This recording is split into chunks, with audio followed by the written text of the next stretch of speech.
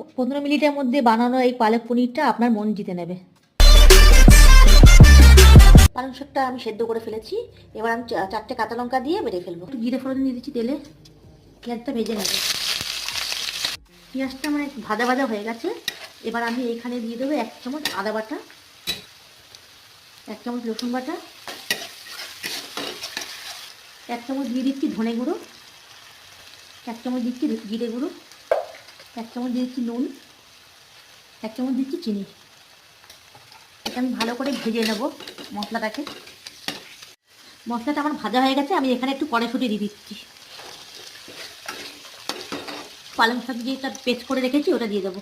জল নিয়ে এখানে একটু দিয়ে দেবো। এবার আমি এই কেটে রাখা পনিরটা এখানে দিয়ে দেবো। এবার আমরা এটাকে 5 মিনিটের জন্য একটু ফুটিয়ে নেবো ঢাকা দিয়ে।